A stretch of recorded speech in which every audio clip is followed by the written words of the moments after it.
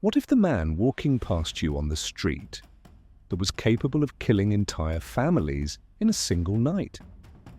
What if he chose his victims not because of who they were, but simply because they happened to be there? Imagine a stranger drifting from town to town, carrying nothing but a hammer, an axe, or a shovel. No pattern, no warning, no mercy. He slips into a home under the cover of darkness. Minutes later, fathers, mothers, and children are gone, silenced forever. By dawn, an entire household has been erased. Between 1999 and 2003, rural China lived under this shadow. Villages awoke to horror. Communities locked their doors, knowing it wouldn't stop him. Families whispered his name in fear, though few truly knew who he was. His name was Yang Xinhai. To the outside world, he looked like just another drifter. A poor, unremarkable man with no fixed job and no family ties. But inside, he was something else entirely. A predator who killed because he wanted to. By the time police captured him, at least 67 lives had been taken. Men, women, the elderly, and children. Entire lineages ended in one night of blood. Yang Xinhai was not driven by greed, not by jealousy, not by revenge. Killed for one reason only, because killing gave him pleasure. And that is why he remains known as China's most ruthless serial killer. Childhood and early life. Yang Xinhai was born in 1968 in a poor village in Mengcheng County, Henan Province, central China. It was a rural, underdeveloped area where families lived off farming, struggling to survive on meager harvests. Yang's family was among the poorest in the village. With many children and little income, poverty and hunger defined his childhood. To neighbors, Yang was always different. Quiet, withdrawn, often avoiding eye contact. When playing with other children, he was quick to anger and sometimes violent without reason. Some recall that even as a boy, his eyes carried a hollow, cold look that unsettled adults around him. Yang showed little interest in school. He dropped out after only completing elementary education. While his peers continued their studies in hopes of escaping rural poverty, Yang drifted away. He took odd jobs when possible, and when he couldn't, he stole. With no education and no skills, his life quickly slid into the margins of society. By his teenage years, Yang had already developed a criminal record. At 17, he was arrested for theft. A few years later, he was convicted of rape. His first prison sentence did nothing to reform him. Instead, the harsh and violent environment of incarceration only deepened his twisted mindset and nurtured his aggression. By the 1990s, Yang was released, but he had nowhere to belong. Nobody trusted him. Nobody wanted to hire a convicted rapist. Without work, without family support, he became a true drifter, wandering from province to province, a shadow in society, unnoticed, unmonitored, unanchored. It was during this period that his hatred for society took root. He no longer viewed human life as sacred. He saw the world through bitterness and cold detachment, and violence became his answer to existence. Years later, when police finally arrested him and asked, "Why did you kill so many people?" Yang's reply was chillingly simple. "I don't need a reason. I hate society. Killing people makes me happy." From a poor, alienated child, Yang Xinhai had transformed into one of Asia's most notorious serial killers. By the late 1990s, he would begin his blood-soaked path, a nightmare that Chinese villagers would later call the bloody era of the countryside. The first killings, the beginning of the nightmare. After years of drifting and living on the margins of society, by 1999, Yang Xinhai crossed a line he would never return from. No longer content with petty theft or rape, he decided to try something new: murder for the sake of murder itself. His first known target was a small home in rural Henan. That night, a family of 4 slept soundly, unaware that death was about to descend on them. Yang quietly pushed the door open, holding an old hammer in his hand. Without a word, he brought it down on the father's head. The sound jolted the mother awake. She screamed for help, but Yang silenced her with a series of brutal blows. The 2 children, startled from sleep by the chaos, tried to move, but Yang struck them down mercilessly. In less than 10 minutes, an entire family had been erased. Yang walked away in silence, taking nothing but a few coins, leaving behind only blood and horror. That first kill gave him something unexpected: pleasure. Yang discovered a twisted thrill in watching his victims cry out, tremble, and then collapse under his attacks. It was a sensation he wanted again. Yang had no strict pattern except one.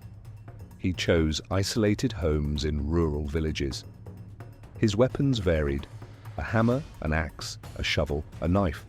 Whatever he had at hand, his strikes were aimed directly at the head, quick and lethal, leaving no chance for resistance or survival. What terrified investigators most was the randomness.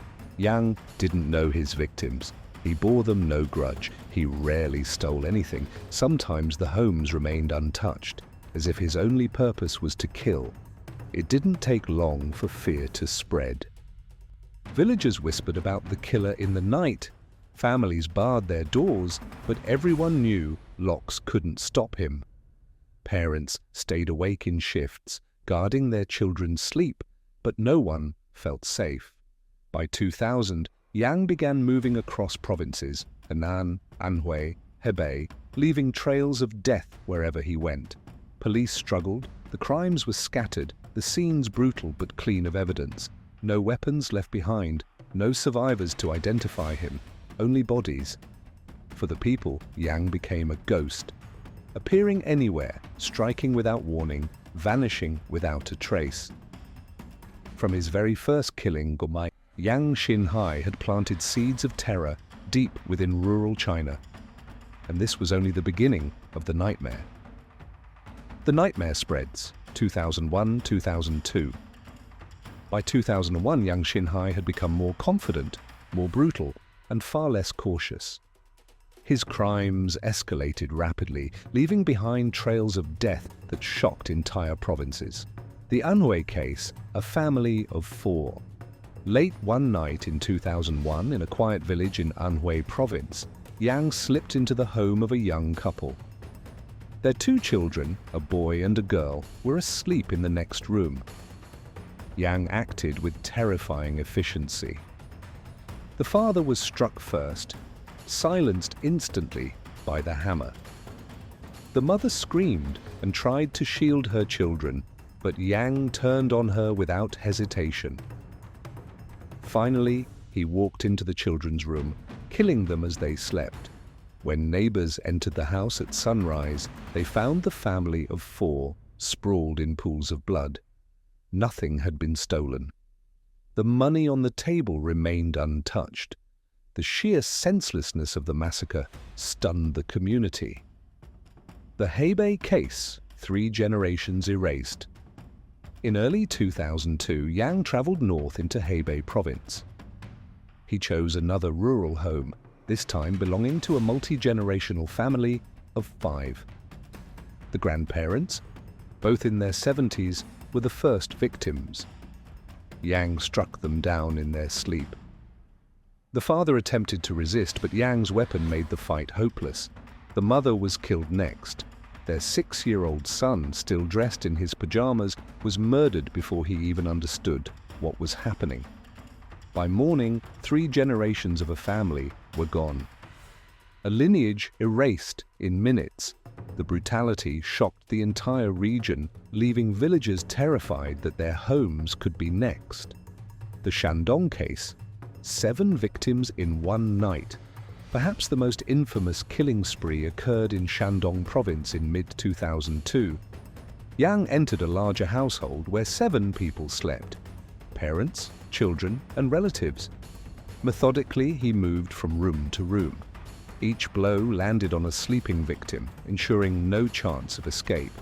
3 of the dead were children, the youngest only 3 years old. What made this massacre particularly chilling was Yang's calmness. Investigators later learned he stayed inside the bloodstained house for a short while before leaving, as if savoring the destruction he had caused. He stole nothing. He simply vanished into the night. The pattern was clear. Yang always struck at night, when families were most vulnerable. His weapons were blunt farming tools: hammers, shovels, axes, items so ordinary they left investigators with no useful evidence. His choice of victims was random. He did not know them, bore no grudges, and rarely bothered to take valuables. Almost every victim died on the spot. This randomness was what made him so terrifying. He could kill anyone at any time for no reason at all. Rural communities were paralyzed with fear. Families crowded into single rooms at night, stacking furniture against doors, but they knew, deep down, it would not stop him. Entire villages whispered of the monster of the countryside, a ghost who killed without logic and disappeared without a trace.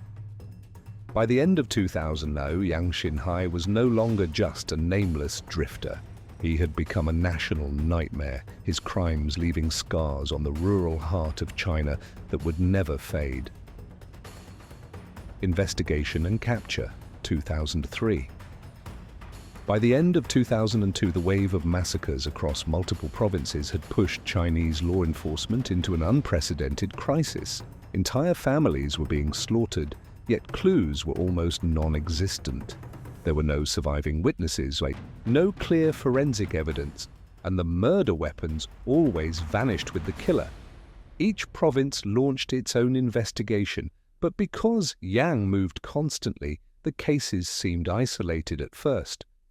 Only when the body count rose dramatically, and the methods appeared eerily identical, did investigators begin to piece it together.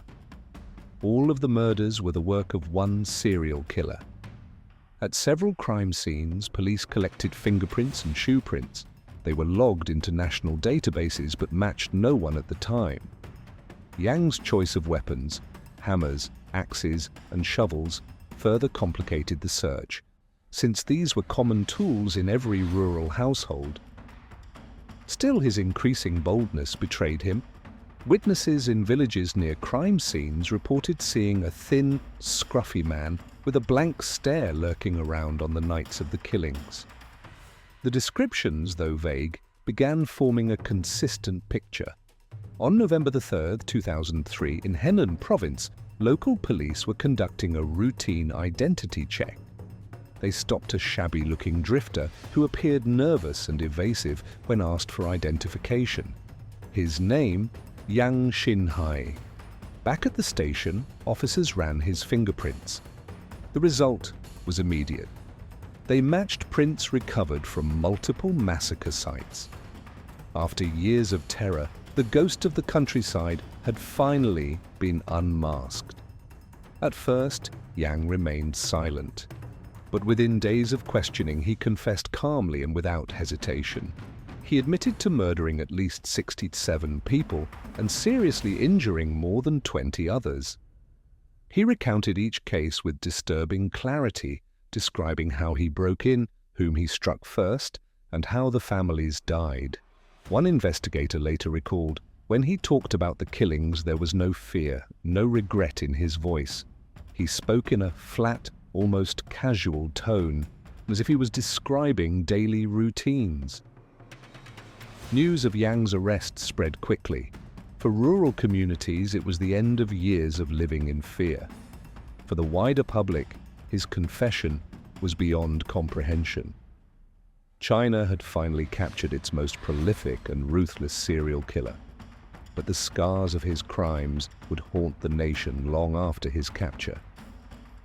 Trial and execution, 2004. On February 1, 2004, the Intermediate People's Court of Luoyang, Henan Province, opened the trial of Yang Xinhai. It immediately drew national attention. For years, people had only heard of the monster of the countryside. Now, for the first time, they saw him in court, a thin, hollow-faced man sitting motionless, his eyes empty. The prosecutors laid out the charges: 67 counts of murder, 23 counts of rape, and 14 counts of robbery. The numbers stunned the courtroom. Some attendees wept openly as the details of his massacres were recounted. Yang, however, remained unnervingly calm. He offered no defense, no excuses. When given the chance to speak his final words, he simply said, "I have nothing to say. I accept my punishment." His cold indifference only deepened public outrage. To many, Yang was no longer a man, but a blood-soaked monster. After less than a day of proceedings, the court sentenced him to death. The judgment was carried out swiftly, reflecting the state's determination to bring final justice to the case. On February 14, 2004, Valentine's Day, Yang Xinhai was taken to the execution ground and shot. A bitter irony: while much of the world celebrated love, China ended the life of a man who had destroyed it. Love between parents and children, husbands and wives, entire families. His death ended years of fear but could not erase the trauma. The villages where he struck remained scarred. Survivors and neighbors carried the memory of sleepless nights, of grief, of entire families lost. In China's collective memory, the name Yang Xinhai became synonymous with one word: evil. Legacy of terror, lessons and impact on society. The execution of Yang Xinhai in 2004 closed one of the darkest chapters in modern Chinese criminal history. But the pain he inflicted could never be erased. Dozens of families were wiped out, entire bloodlines ended.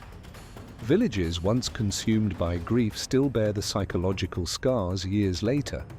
For many, the thought of a whole family disappearing overnight remains unbearable. The name Yang Xinhai became a symbol of fear, a ghost that continues to haunt China's collective memory. Yang's killing spree forced Chinese authorities and police to rethink their approach to violent crime. National databases of fingerprints, shoe prints, and criminal records were expanded and better connected. Rural patrols and identity checks were strengthened, aiming to stop dangerous drifters like Yang before they could strike. At the same time, his case sparked debates among criminologists and psychologists.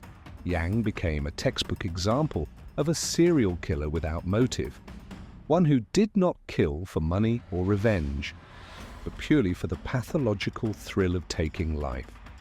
The case stands as a grim reminder that even in the most seemingly peaceful communities, evil can exist and erupt without warning. It also raises urgent questions. How can societies identify individuals with severe psychological distortions before they turn into monsters? What systems need to be in place to prevent such atrocities? Yang Xinhai is dead, but his crimes live on in memory. He was not only China's deadliest serial killer by numbers, but also a chilling example of how depravity can reach a level beyond reason or humanity. To this day, the name Yang Xinhai is more than just the name of a murderer. It is a warning that evil can appear anywhere, at any time.